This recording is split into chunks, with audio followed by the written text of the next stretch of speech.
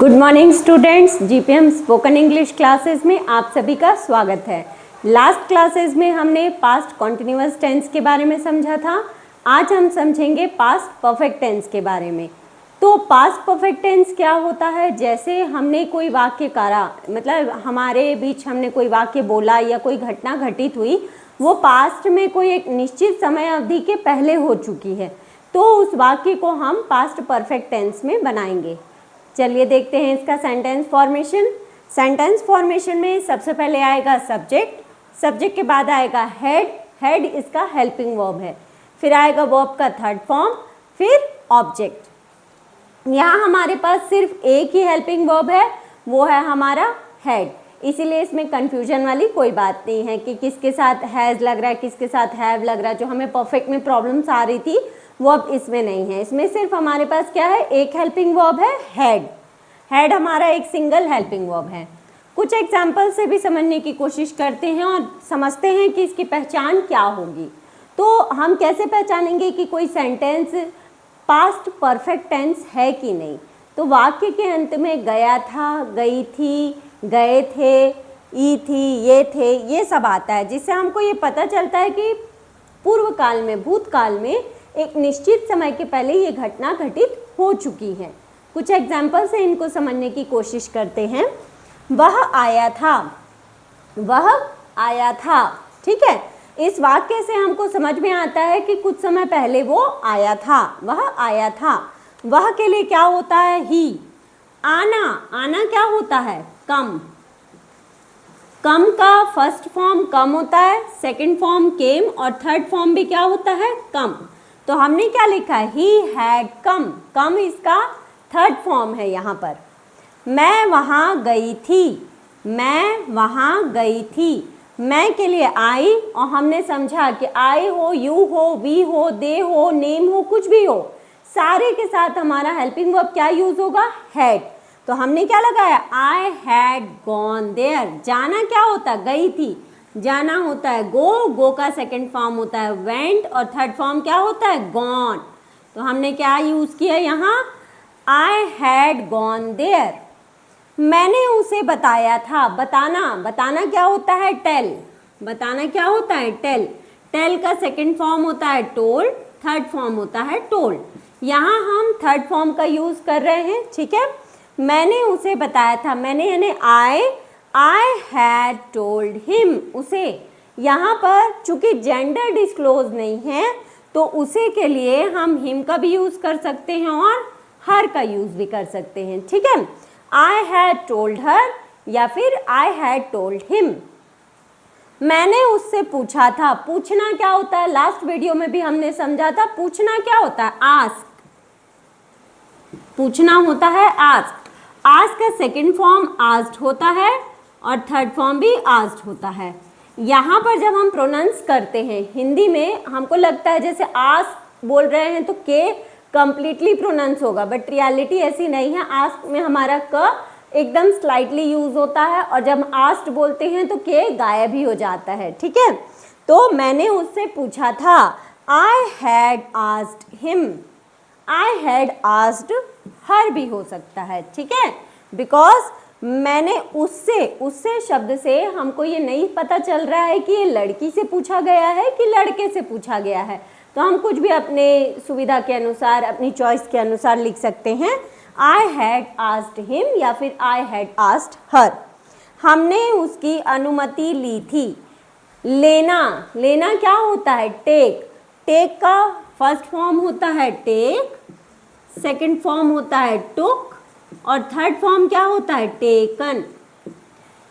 तो हमने उसकी अनुमति ली थी। अनुमति क्या होता है? परमिशन। अनुमति ली थी हमने। We had taken his permission. We had taken her permission is also correct here, okay. वह मुझे भूल गया था।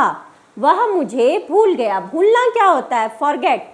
फॉरगेट का सेकेंड फॉर्म होता है फॉरगेट। देखिए फॉरगेट ये हमारा फर्स्ट हो गया, फॉरगॉट ये हो गया सेकेंड, और फॉरगॉटन ये हो गया हमारा थर्ड। तो हमने क्या लिखा यहाँ पर? ही हैड फॉरगॉटन मी। वह मुझे भूल गया था। हमने उन्हें आमंत्रण दिया था। आमंत्रण देना, इनवाइट करना, बहुत कॉमनली यूज्ड वर्ड है, फिर भी कई बार हमें याद नहीं आता है, तो इसको समझेंगे इनवाइट। इनवाइट का सेकंड फॉर्म इनवाइटेड, इनवाइट का third form invited. Okay, we had invited them, हमने उन्हें आमंत्रित किया था। हम 9 लोग वहां गए थे। कितने लोग गए थे? हम 9 लोग गए थे। 9 of us had gone there। जाना क्या होता है? हमने यहाँ समझा ना, go went gone। जाना क्या होता है? gone। go का थर्ड फॉर्म यूज होगा। हम 9 लोग वहां गए थे। कितने लोग गए थे? 9 लोग गए थे। तो 9 of us had gone there। there मतलब वहां, वहां के लिए क्या यूज होता है? there। 9 of us had gone there। हम वहाँ एक बार गए थे। पहले हमने क्या किया, जो सब्जेक्ट है उसमें हमने नंबर ऐड किया। सब्जेक्ट था ना हम कितने लोग गए थे? 9 लोग गए थे। तो 9 of us had gone there। यहाँ हमने सब्जेक्ट में नंबर ऐड किया है। फिर हम देखते हैं, हम वहाँ एक बार गए थे। अब हम जो प्लेस है उसमें हमने टाइम जोड़ दिया है कि हम एक बार गए थे। So we had gone there once, twice, thrice, ये सब यूज होता है बार के लिए। एक बार, 2 बार, 3 बार। तो कैसे बोलेंगे? Once, twice, thrice. ओके, ये हो गया हमारा पास्ट परफेक्ट टेंस का असर्टिव सेंटेंसेस। अब हम देखते हैं इसका नेगेटिव सेंटेंस। चलिए, अभी हमने क्या देखा? अभी हमने देखा है पास्ट परफेक्ट टेंस में पॉजिटिव सेंटेंसेस कैसे बनाते हैं। अब हम देखते हैं पास्ट परफेक्ट टेंस में नेगेटिव सेंटेंसेस कैसे बनाते हैं। नेगेटिव सेंटेंसेस बनाना बहुत सिंपल है। जैसे हम इसका सेंटेंस फॉर्मेशन देख लेते हैं। सब्जेक्ट प्लस हेल्पिंग वर्ब, जो कि हमारा यहाँ हेड है, प्लस नॉट प्लस वर्ब का third form plus object. Example से समझने की कोशिश करते हैं। जैसे मैंने इससे प्रीवियस एग्जाम्पल में क्या बताया था? मैं वहाँ गया था, मैं वहाँ गई थी। अब हम देखते हैं मैं वहाँ नहीं गई थी। I had not gone there. क्या चेंज हो रहा है यहाँ पर? यहाँ ये चेंज हो रहा है कि हेल्पिंग वर्ब के बाद हमने क्या लगा दिया है? नॉट। जब भी हम कोई नेगेटिव सेंटेंस बोलेंगे पास्ट परफेक्ट टेंस में, तो हमारा सब्जेक्ट आएगा, सब्जेक्ट के बाद हेल्पिंग वर्ब हेड आएगा, उसके पश्चात नॉट, फिर आएगा वर्ब का third form plus object. Very simple sentence formation it is. मैंने उसे नहीं बताया था, मैंने उसे बताया था, आई हैड टोल्ड हर या आई हैड टोल्ड हिम, पर मैंने उसे नहीं बताया था, I had not told him या I had not told her. क्या ऐड हो गया यहाँ पर? नॉट ऐड हो गया। हम 9 लोग वहाँ नहीं गए थे। पहले हमने क्या देखा? हम 9 लोग वहाँ गए थे। 9 of us had gone there, ये हमने देखा था। अब हम देख रहे हैं हम 9 लोग वहाँ नहीं गए थे, तो क्या चेंज हो जाएगा? 9 of us had not, had के बाद हम क्या ऐड कर देंगे यहाँ पर? not, had not gone there। मैंने उससे नहीं पूछा था, मैंने उससे पूछा था, I had asked her। मैंने उससे नहीं पूछा था, I had not asked her, I had not asked her। ठीक है। वह आया था, he had come, वह नहीं आया था, he had not come। देखिए यहाँ हमने क्या ऐड कर दिया है? हेल्पिंग वर्ब के बाद में नॉट। तो ये बहुत सिंपल सेंटेंस है। ठीक है, ये हो गया हमारा नेगेटिव। यहाँ हमने क्या किया? सब्जेक्ट, सब्जेक्ट के बाद plus helping verb, helping verb हमारा क्या हो जा रहा है यहाँ? हेड। हर परिस्थिति में जब हमारे पास सब्जेक्ट कुछ भी होगा, हेल्पिंग वर्ब हम हेड का प्रयोग करेंगे। इसके बाद चूंकि हमको नेगेटिव सेंटेंस बनाना है, तो हमने साथ में क्या लगा दिया? नॉट। इसके पश्चात है वर्ब का थर्ड फॉर्म प्लस ऑब्जेक्ट। अब हम देखते हैं इसका इंटरोगेटिव सेंटेंस कैसे बनेगा। देखिए, अभी हमने देखा है कि पास्ट परफेक्ट टेंस में नेगेटिव सेंटेंसेस कैसे बनाते हैं। अब हम समझते हैं कि पास्ट परफेक्ट टेंस में इंटरोगेटिव सेंटेंसेस कैसे बनाते हैं। इंटरोगेटिव सेंटेंसेस वे सेंटेंसेस होते हैं जिनमें हम किसी चीज़ के विषय में पूछते हैं। जहाँ प्रश्न आ गया वो इंटरोगेशन होता है, और इंटरोगेशन को हम इसमें क्या कहते हैं? इंटरोगेटिव सेंटेंसेस कहते हैं। सबसे पहले हम इसका देखेंगे सेंटेंस फॉर्मेशन कैसे होगा। तो इसमें क्या होता है? हमारा हेल्पिंग वर्ब सामने आ जाता है। हेल्पिंग वर्ब क्या है? Head. Head plus subject plus verb का थर्ड फॉर्म प्लस ऑब्जेक्ट और लास्ट में क्वेश्चन मार्क लगाना नहीं भूलना है, ठीक है। एग्जाम्पल से समझने की कोशिश करते हैं। इसके पहले जैसे हमने देखा था, क्या देखा था, तुमने मुझसे पूछा था, यू हैड आस्क्ड मी। अब हम देख रहे हैं क्या तुमने मुझसे पूछा था, क्या लग गया तो क्या होगा, हेल्पिंग वर्ब हमारा वाक्य के शुरू में आ जाएगा। हैड कहाँ आ जाएगा, शुरू में आ जाएगा। हैड यू आस्क्ड मी, क्या तुमने मुझसे पूछा था, क्या हो जाएगा, had you asked me. Last में क्वेश्चन मार्क इज कंपल्सरी। क्या हम 9 लोग वहां गए थे, हम 9 लोग वहां गए थे। 9 of us had gone there, हम 9 लोग वहां गए थे। क्या हम 9 लोग वहां गए थे, ये हमने क्वेश्चन पूछा ना, तो had 9 of us had gone there नहीं, यहाँ had 9 of us gone there, had 9 of us gone there। क्या तुमने उसकी अनुमति ली थी, had you taken his permission, had you taken his permission। क्या मैंने उसे बताया था, had I told him, मैंने उसे बताया था, I told him, I told him।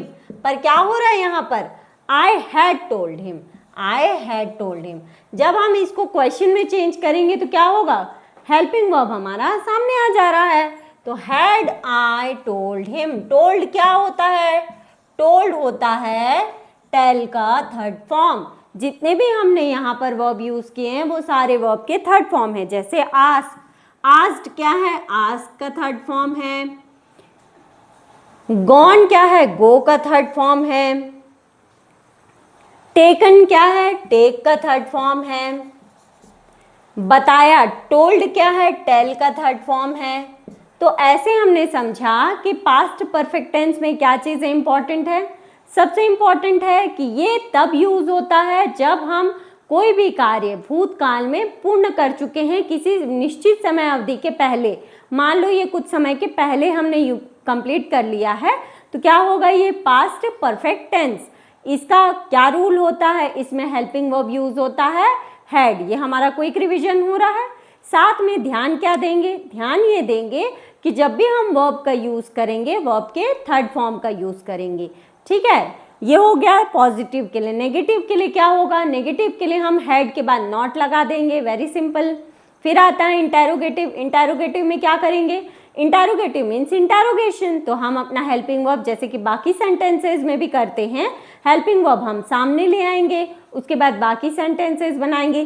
तीनों का सेंटेंस फॉर्मेशन मैंने यहाँ पर लिख दिया है, पॉजिटिव, नेगेटिव और इंटेरोगेटिव। आप जितने भी सेंटेंसेस मैंने पॉजिटिव में बताया आप उनका नेगेटिव और इंटेरोगेटिव में भी प्रैक्टिस कर सकते हैं। यदि आपको कोई सेंटेंस को पास्ट परफेक्ट टेंस में प्रोनाउंस करने, ट्रांसलेट करने में कोई प्रॉब्लम आती है तो आप मुझे कमेंट सेक्शन में बता सकते हैं। आप लोगों ने बहुत ही धैर्यपूर्वक जीपीएम स्पोकन इंग्लिश क्लास को देखा। इसे कमेंट करिए, लाइक करिए और शेयर करिए। आपका बहुत बहुत धन्यवाद।